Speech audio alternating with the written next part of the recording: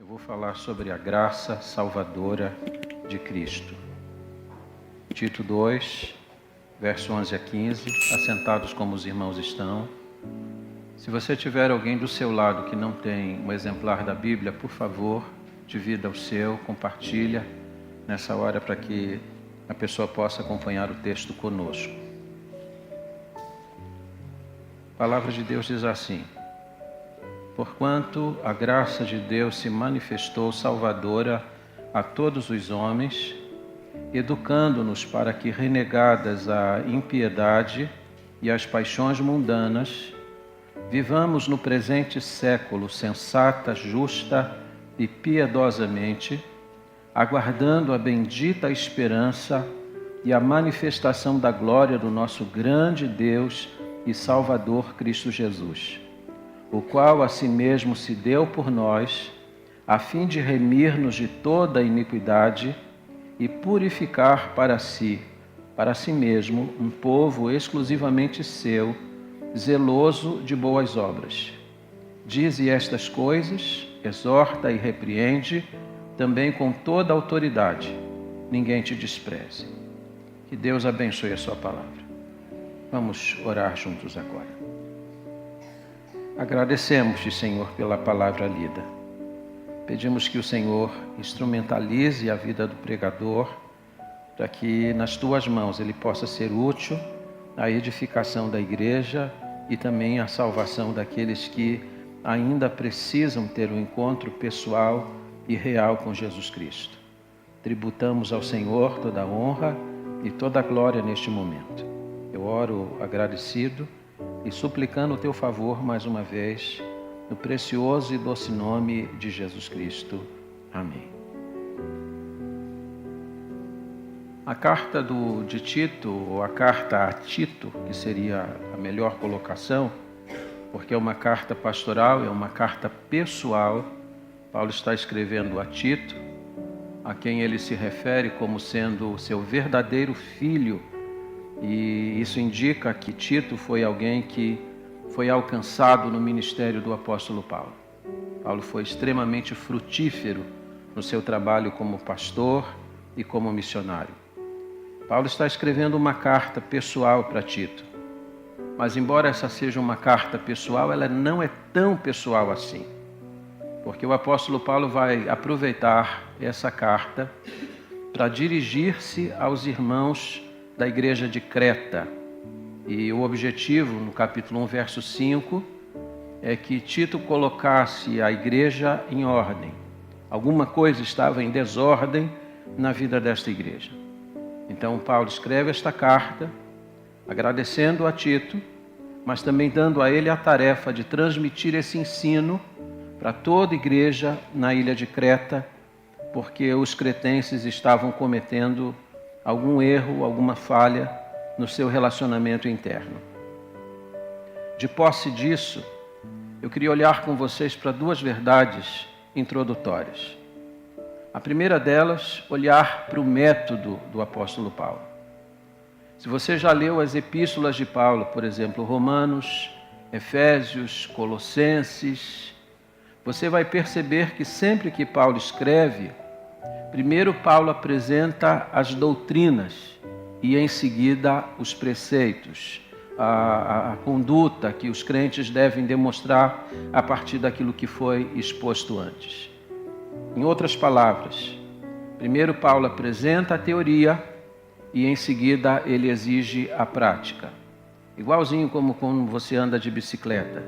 Primeiro seus pais explicam como que você tem que se conduzir, você aprende a teoria, mas a teoria não é andar de bicicleta. Você tem que subir sobre ela, equilibrar-se e então, aprumando-se, conseguir conduzi-la. Sempre esse é o modelo do apóstolo Paulo. Primeiro, os princípios da fé e depois ele exige a prática da fé. Primeiro, ortodoxia, depois ortopraxia, o evangelho na prática. Acontece que nessa carta o apóstolo Paulo vai inverter esse método. Em vez dele falar primeiro dos preceitos, das doutrinas, do ensino para a igreja, Paulo vai falar sobre conduta, procedimento, a maneira como a gente tem que se conduzir, e depois que ele faz isso, ele vai apresentar a doutrina. Ele inverte o modelo, mas isso não é o mais importante. Dr. John Stott disse que se não for quebrado o elo que liga vida e preceito, a ordem pouco importa, mas Paulo está ligando as duas coisas. E você vai entender isso no ponto seguinte. Vida e preceito andam juntos. Conhecimento da palavra e conduta são coisas que andam harmonicamente uma ao lado da outra. Eu fui pastor 16 anos lá no Rio de Janeiro. E um dia, uma senhora da igreja, eu estava fazendo uma série de estudos doutrinários com a igreja. Uma senhora da igreja me procurou e disse assim: pastor, eu não sei porque o senhor está pregando tanto sobre doutrinas. Doutrinas não salvam. E eu tive que concordar com ela, doutrinas não salvam. Mas as doutrinas colocam a igreja no caminho certo. A igreja precisa saber os princípios doutrinários, para aí então colocá-los em prática. É isso que Paulo está ensinando aqui, mais uma vez, nesta carta. A segunda coisa e aí reforçando isso que eu estou falando, tem a ver exatamente com o ensino de Paulo. Paulo vai ensinar para nós, e aqui eu estou me dirigindo a cada um de vocês, que só conhecendo os preceitos da fé, só conhecendo as verdades da Bíblia, é que nós teremos uma conduta correta, conosco mesmo, com os irmãos e, sobretudo, com Deus. Essa igreja não vai conduzir-se corretamente se ela não conhecer os preceitos da palavra de Deus. No livro do profeta Oséias tem uma pergunta que é o próprio Deus que está fazendo, porque Deus está repreendendo os sacerdotes. E vocês sabem que uma das tarefas do sacerdote era ensinar a lei para as pessoas. Como eles não estão ensinando, Deus faz uma pergunta e ao mesmo tempo aqui ele vai asseverar algo muito grave no capítulo 4, verso 6 do livro de Oséias. Ele diz assim: o meu povo está sendo destruído porque lhe falta conhecimento. Você pode repetir comigo? O meu povo está sendo destruído porque lhe falta conhecimento. Quando o povo de Deus não conhece de verdade a Bíblia, não se pode exigir deste povo uma conduta que seja correta, porque as duas coisas andam juntas. Agora, durante o período pré-carnaval e de carnaval, nós fomos tomados de surpresa, e eu pelo menos, por 4 grandes igrejas no Brasil, e de boas denominações e até de denominações históricas, que anunciaram que colocariam nas ruas os blocos de carnaval. Uma dessas igrejas de linha tradicional como a nossa, anunciou que colocaria na avenida um bloco, uma escola de samba, com 3.000 figurantes, inclusive com carro alegórico. E a gente fica olhando para isso e fica perguntando de onde que surgem essas coisas. Por que as igrejas estão enveredando por esse caminho? Por que as igrejas estão se distanciando cada dia mais do modelo de igreja? Por que as igrejas cada dia se parecem menos com igrejas? E por que a gente olha assim para o horizonte, mais daqui 5, 10 anos, e a gente fica com aquela certeza de que será muito difícil você encontrar no Brasil uma igreja genuinamente evangélica? Porque o que nós estamos vendo hoje é um evangelho híbrido, misturado. Igreja com escola de samba. Outro dia alguém me trouxe um convite, se eu não queria comprar um convite de uma igreja aqui em São Roque, e a igreja estava promovendo esse encontro que chamava Feijoada com Pagode. E eu falei: como pode ter pagode na igreja?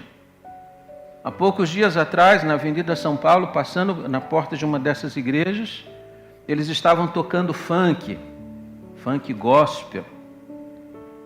O meu povo está sendo destruído porque lhe falta conhecimento. Igreja é igreja, mundo é mundo.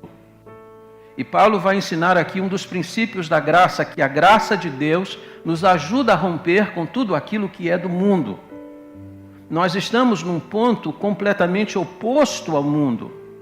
Nós não fazemos armistício com o mundo. Nós não fazemos concessões ao mundo. Na hora que a igreja faz uma concessão com o mundo, ela deixa de ser igreja. Nós não queremos aqui um clube religioso. Nós não queremos aqui um grupo de pessoas que se reúnem somente para cantar e espantar aqueles sentimentos ruins da semana. Nós estamos aqui num firme compromisso de fazer a vontade de Deus, de aprender a palavra de Deus no domingo e colocá-la em prática a partir daquilo que a gente ouve. Pode ser que o nosso modelo de igreja, aos olhos de muita gente, seja um modelo antiquado. Pode ser que, para muita gente, o modelo de nossa igreja seja um modelo anacrônico, fora da realidade do mundo de hoje. Mas eu penso que o que nós estamos fazendo aqui com muita seriedade, com muito temor e tremor, é conservando os princípios da fé. Chegamos até aqui e esperamos em Deus continuar daqui por diante, praticando o evangelho genuíno e puro, sem fazermos nenhum tipo de concessão, sem fazermos nenhuma inovação. As inovações que a gente faz aqui na igreja são essas. A gente melhora as instalações e insere novos aparelhos, mas nós não mudamos nossa rota, nós não mudamos a essência do ensino, nós não nos desviamos dos princípios da palavra, porque nós queremos ser uma igreja relevante no tempo que nós estamos vivendo. Se você conheceu a graça de Deus te dá essa perspectiva. Se você olhar para o texto de hoje, você vai ver que esta passagem da Bíblia ela é regida pela graça de Deus. E há 3 coisas que o apóstolo Paulo vai ensinar nesta passagem. Ele vai falar sobre o aparecimento da graça, ele vai falar sobre a educação da graça de Deus, e terceiro, ele vai falar para nós sobre o propósito da graça de Deus. Quero que você, com muita atenção, com o coração bem submisso a Deus e a sua palavra, você ouça o seu pastor nesta manhã na exposição que ele fará desse texto. Primeira coisa que nós vamos olhar aqui no texto, o aparecimento da graça. Olha comigo o verso 11. Porquanto a graça de Deus se manifestou salvadora a todos os homens. Porquanto aqui é uma conjunção coordenativa. Paulo faz uso dessa conjunção para ligar o que ele vai falar agora àquilo que ele havia falado antes. Paulo está ligando conduta e preceito. E ao falar de conduta e preceito, Paulo vai falar sobre o aparecimento da graça. A palavra que manifestou é a palavra epifania. É a mesma palavra que a Bíblia usa para falar sobre o aparecimento de Jesus na segunda vinda. Cristo aparecerá, ele se manifestará. Isso é uma epifania. E aqui o apóstolo Paulo está dizendo que a graça de Deus apareceu.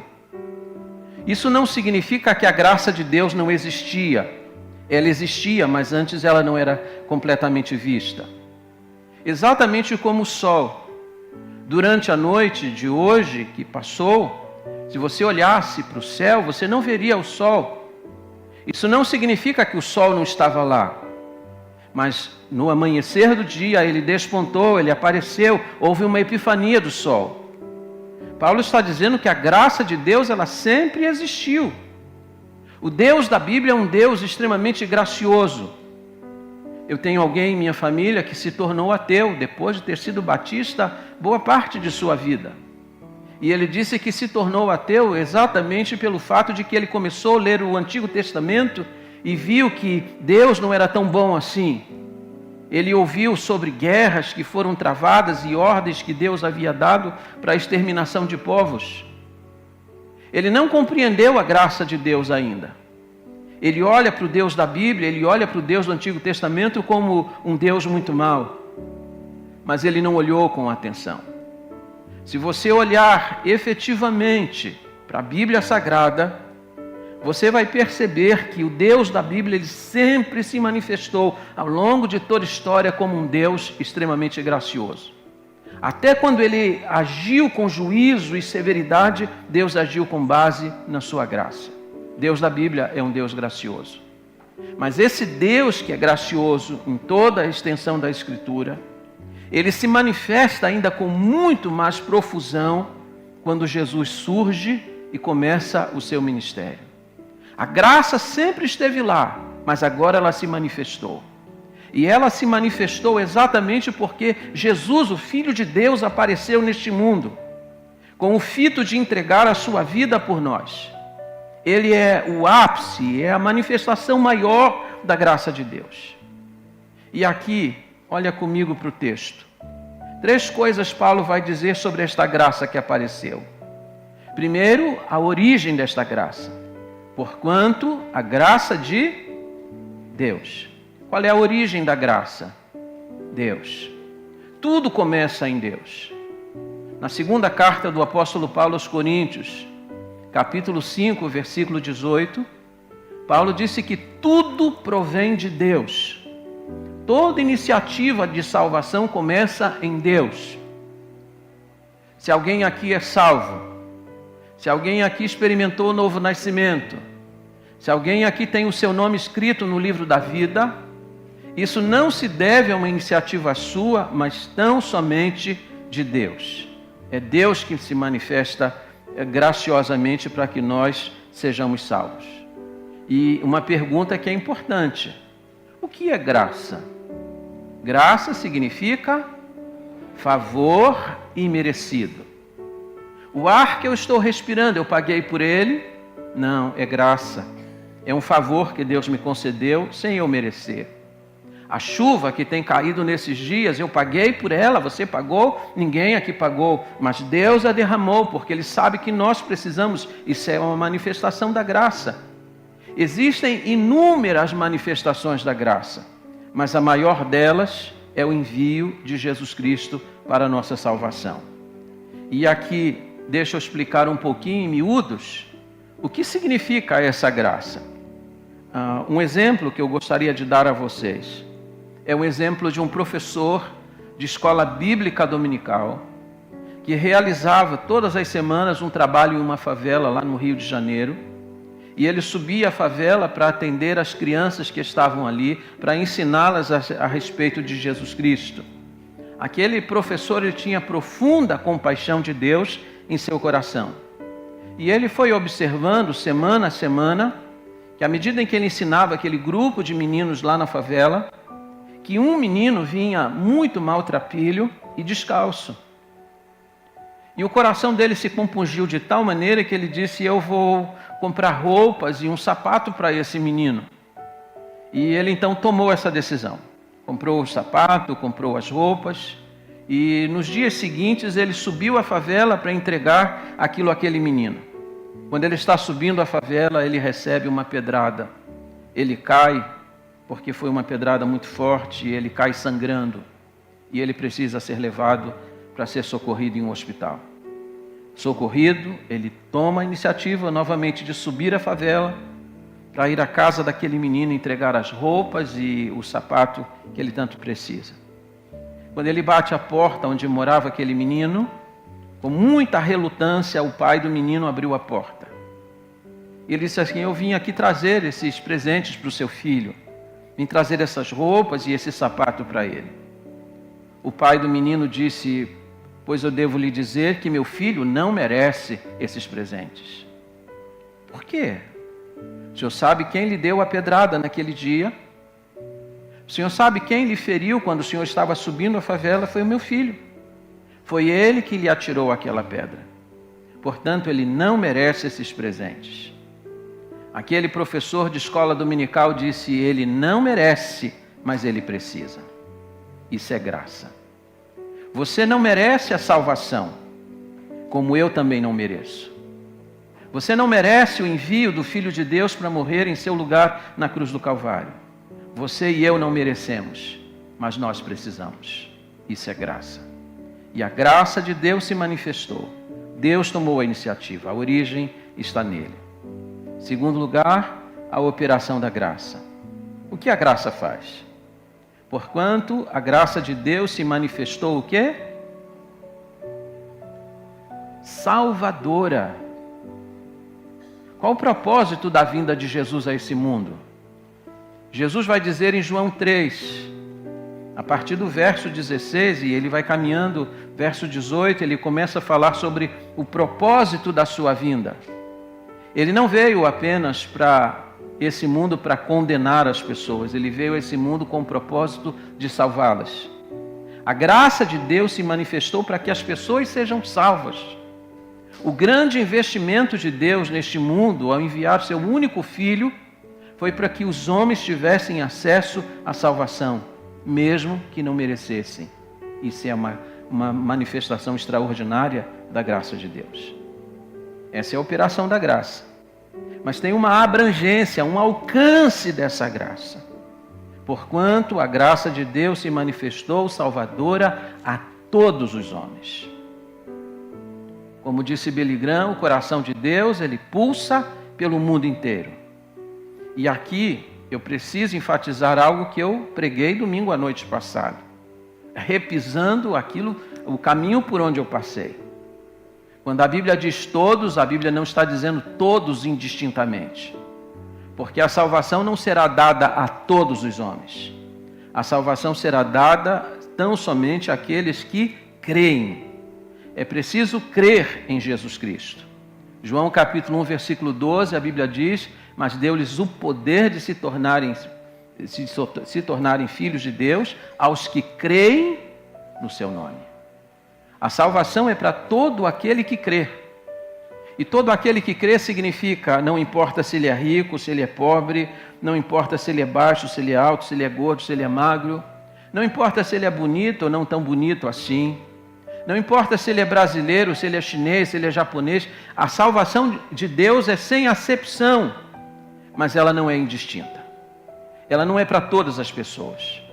A todos aqueles que creem. A salvação, a graça de Deus se manifestou a todos salvadoramente nesse sentido. A segunda coisa que eu quero enfatizar a vocês nesta manhã com base no texto. A educação da graça. Verso 12. Educando-nos para que, renegadas a impiedade e as paixões mundanas, vivamos no presente século sensata, justa e piedosamente. Educar aqui é a palavra paideia no grego, de onde vem a palavra pedagogia. E olha para mim, por favor. O apóstolo Paulo está dizendo que a graça de Deus é uma professora, que a graça de Deus é uma pedagoga que nos toma pela mão para nos fazer andar numa vida correta com Deus, com as pessoas e conosco mesmo. A graça de Deus, ela educa. A graça de Deus ensina. E a pergunta é: o que a graça de Deus ensina? 3 coisas importantes para vocês guardarem. A primeira é que a graça de Deus, ela educa negativamente. Olha o texto. Educando-nos para que, renegadas a impiedade e as paixões mundanas. Quero chamar sua atenção para essa palavra renegadas. Paulo não está dizendo que a graça de Deus ensina você a negar essas coisas. Ele ensina você a renegar. E renegar é um aoristo no grego que indica uma ação consumada.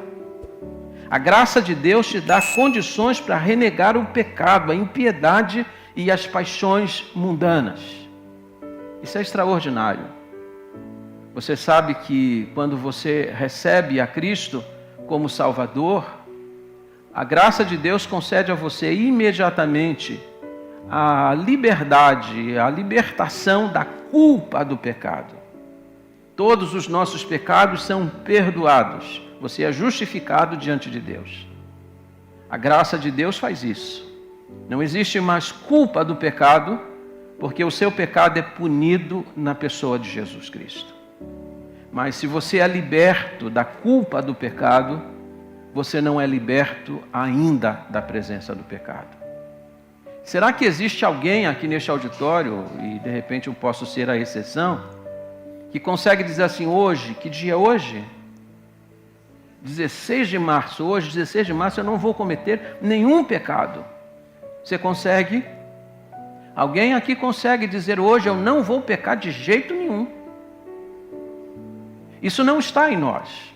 A presença do pecado em nós nos impele para o pecado. Graças a Deus, a graça de Deus vai nos ensinando, vai nos educando, para que a gente consiga ter poder e autoridade para dizer não ao pecado, porque ainda existe a presença dele em nós. A graça de Deus vai educando você para renegar, para tomar uma atitude concreta, tomar uma decisão muito séria a respeito do pecado. Porque você sabe que muita gente parece ser muito flácida em relação ao pecado. Eu pequei, o senhor sabe, a carne é fraca. A carne é fraca, mas o Espírito é o quê? Forte. E o Espírito vai dar poder a você, para você vencer o pecado. E Paulo vai dizer que a graça de Deus vai ensinando isso a você. Para renegar, para dizer não, com autoridade ao pecado. Para renunciar às impiedades e às coisas mundanas, às paixões mundanas, como ele coloca aqui. Segunda coisa que a graça de Deus faz, ela nos educa positivamente.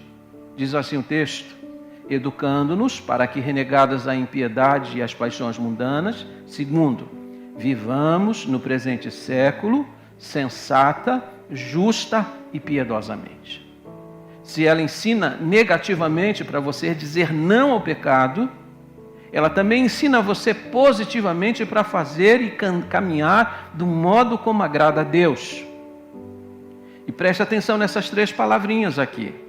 Sensata, justa e piedosamente. É assim que a graça de Deus educa você.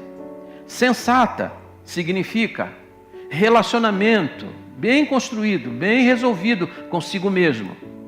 Você vai viver bem, você vai ter paz com Deus. Você vai ter harmonia com Deus, porque você está bem resolvido pela graça do Senhor. Justa significa relacionamento bem construído com as pessoas, com o próximo. Nós precisamos da graça de Deus para vivermos bem com as pessoas. Viver com as pessoas não é fácil, e as pessoas devem dizer o mesmo de nós. Nós precisamos da graça de Deus para sermos tolerantes com as pessoas, para sermos perdoadores naquilo que elas cometem de falta conosco. A graça de Deus educa você assim. Você recebe uma ofensa e não devolve a ofensa. É a graça de Deus que está educando você. Mas ela não indica ou não ensina apenas para você viver sensata, ou seja, bem consigo mesmo, justa em relação às pessoas, mas ela educa você piedosamente, para você se relacionar bem com Deus.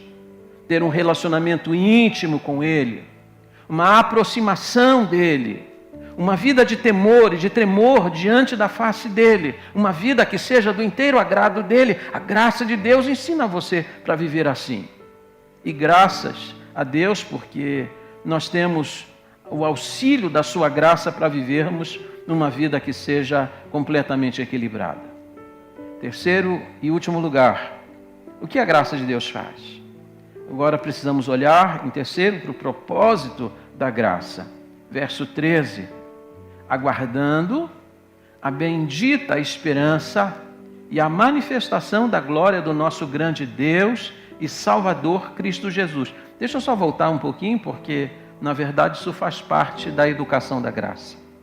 Ela educa você negativamente, ela ensina você positivamente, e ela ensina você o quê? Pacientemente.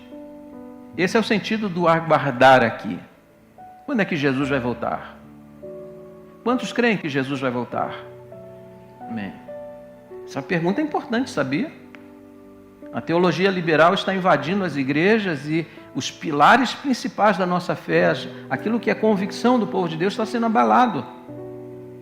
E um dos pilares que está sendo atacado é exatamente a volta de Jesus Cristo. O apóstolo Paulo disse que a graça de Deus, ela ensina você a aguardar pacientemente a bendita esperança. Esperar Jesus é uma esperança bendita. É algo que sustenta o nosso coração. A vinda de Jesus Cristo é uma inspiração para a gente viver vida santa. A vinda de Jesus é uma inspiração para a gente trabalhar mais na causa de Jesus. Você deve estar lembrado da experiência daquela esposa de um pescador que um dia foi para o mar e passou dias, semanas no mar e ela não sabia quando ele ia voltar. Mas ela mantinha em casa a luz acesa, a casa arrumada e a comida sobre o fogão de lenha. E todos os dias ela olhava no horizonte. E alguém dizia assim para ela: por que você deixa tudo preparado? Se você não sabe quando ele vem. Ela dizia: eu não sei quando ele vem, mas eu tenho que me preparar para a vinda dele. Assim é a igreja de Jesus. A graça de Deus vai dando condições para que você se prepare de forma adequada. Mantenha as mãos ocupadas, o procedimento correto diante de Deus. Viva uma vida piedosa diante de Deus para que no momento em que a epifania acontecer, no momento em que Jesus se manifestar em glória, você esteja devidamente em ordem para recebê-lo. Agora sim, em terceiro lugar, o propósito da graça de Deus, verso 14. O qual a si mesmo se deu por nós, a fim de remir-nos de toda iniquidade e purificar para si mesmo um povo exclusivamente seu, zeloso de boas obras. Vamos olhar efetivamente para esse verso? Vamos nos debruçar alguns minutinhos sobre ele? Há duas coisas aqui que o apóstolo Paulo está ensinando: o objetivo da graça e o objeto da graça. Primeiro, o objeto, o qual a si mesmo se deu. Quem que se deu? Quem foi que se entregou? Quem que foi que voluntariamente apresentou sua vida em favor de outros? Jesus Cristo, o qual a si mesmo se deu.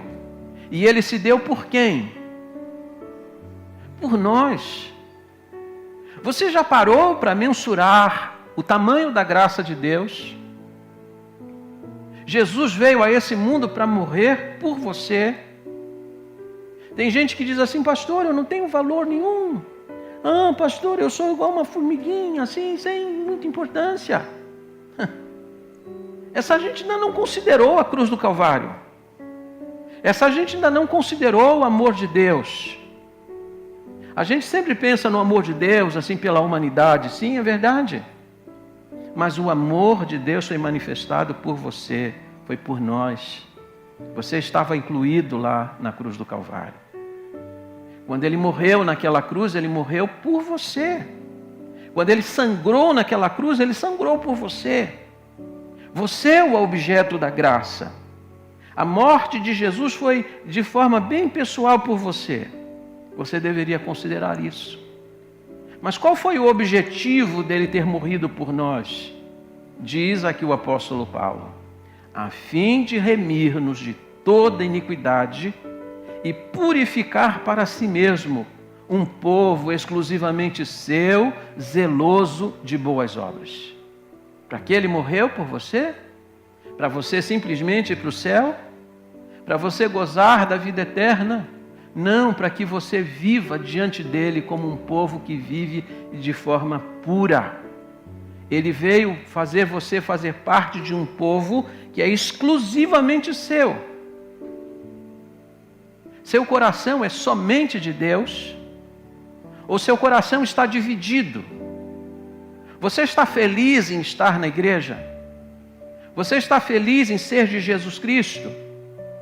Ou você está aqui e o coração também está um pouco lá fora? Está aqui e está pensando nas noites, nas baladas, nas bebidas, nas drogas, nos cigarros, nessas rodas que existem lá fora? Ou você é alguém que dedicou-se exclusivamente a Deus? Sexta-feira fomos visitar uma família e eu disse isso para um empresário. pela graça de Deus, a maior parte da minha vida foi dedicada exclusivamente a Deus. Eu estou pregando há 44 anos. Comecei a pregar com 15 anos de idade.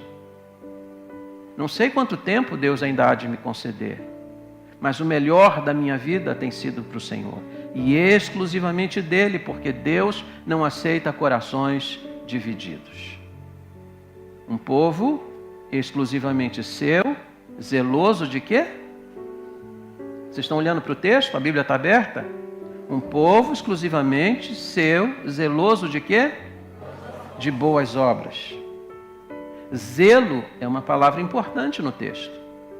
Você já deve ter lido nos evangelhos sobre os zelotes, um grupo de judeus que se rebelou contra o Império Romano, e eles foram mortos na fortaleza de Massadas, porque não se renderam aos romanos.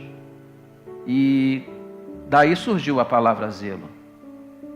Eles foram zelosos até o fim. Eles foram extremados na sua causa. Estavam prontos a morrer pela sua causa. Eles eram zelosos. A Bíblia diz que você deve ser zeloso para praticar boas obras. Você deve levar às últimas consequências fazer as boas obras. Nós não somos salvos pelas boas obras, mas fomos salvos para praticá-las. Efésios 2, verso 10 diz que Deus preparou as boas obras para que nós andássemos nelas. Mas nos versos 8 e 9, Paulo disse: pela graça sois salvos, por meio da fé. Isto não vem de vós, não vem das obras para que ninguém se glorie. Portanto, você não é salvo pelas obras, você é salvo pela graça. Mas no verso 10, Paulo disse que Deus preparou boas obras para que nós andássemos nela. E quando ele disse zelosos de boas obras, ele está dizendo que você tem que fazer as boas obras com entusiasmo, com paixão. Por que eu faço as coisas para Deus? Eu faço porque eu fui alcançado pela graça. A graça de Deus me alcançou, então eu preciso me dedicar mais a Deus e a sua causa. É com paixão que a gente faz isso. E agora sim eu vou terminar, deixando duas palavras. A primeira, o dever de quem?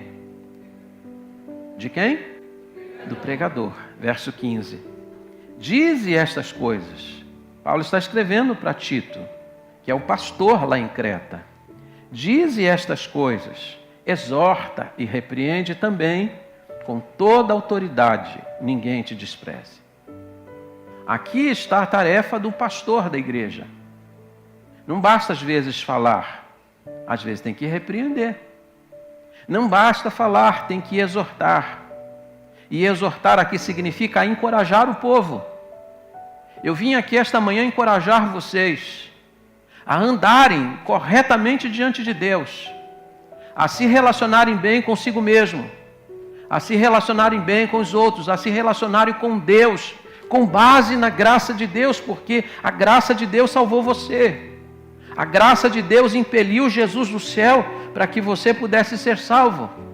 A graça de Deus fez com que Jesus se tornasse maldito na cruz, para que você se tornasse bendito diante de Deus. Eu vim encorajar você a andar de uma forma que seja do inteiro agrado de Deus, porque Deus quer um povo seu, que ande uma vida de pureza.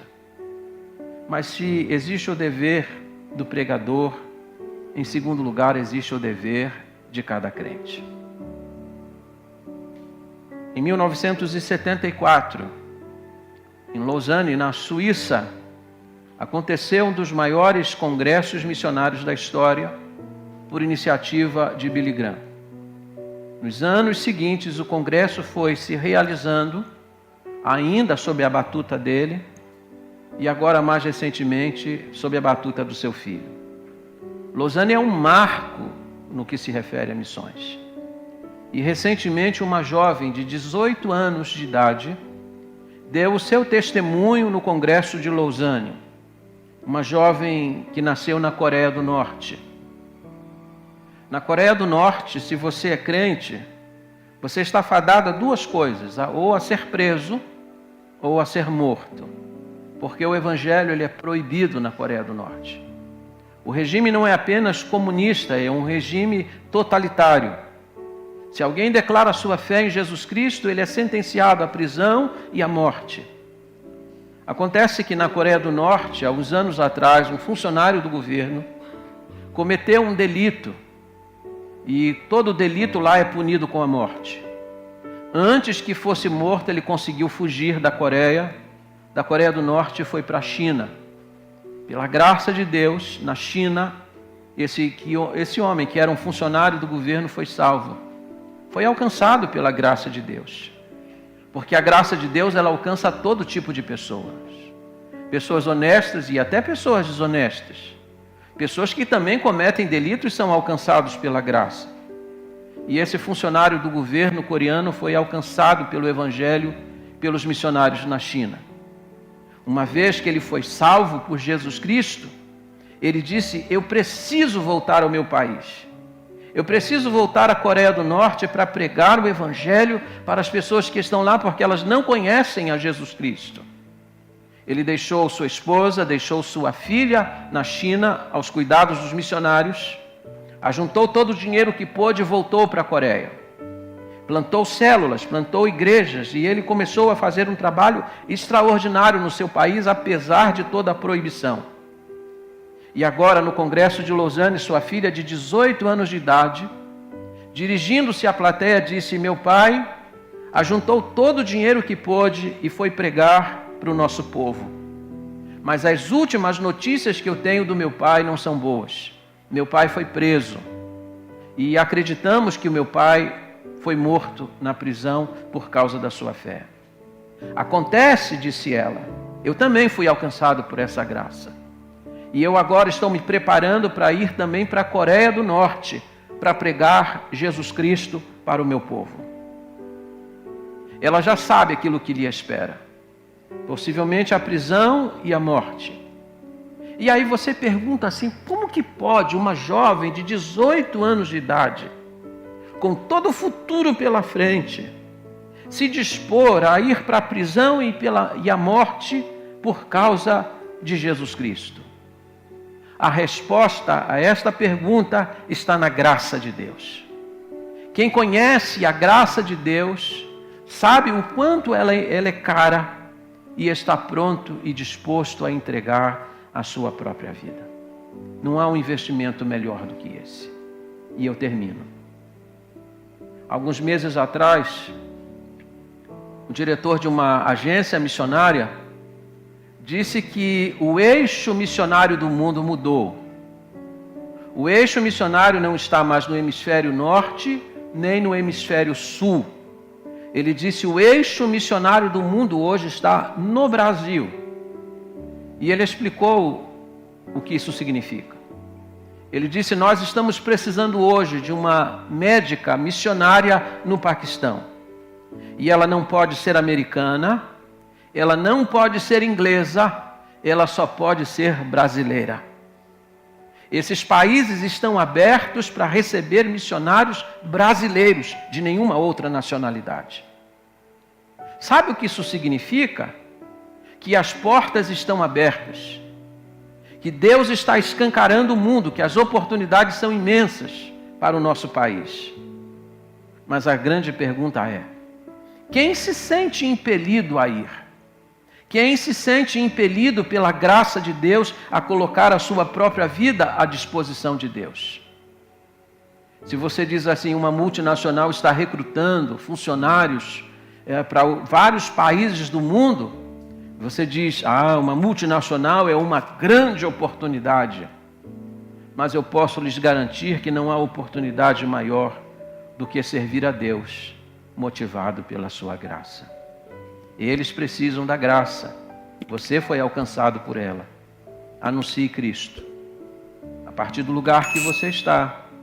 E se Deus assim o convocar, nos lugares mais distantes, mesmo que isso implique no investimento da sua vida e quem sabe implique até na sua morte. Que a graça de Deus nos motive. Que a graça de Deus nos motive a viver uma vida que seja inteiramente agradável a Deus. Que a graça de Deus nos motive a pregar Jesus aos que não o conhecem.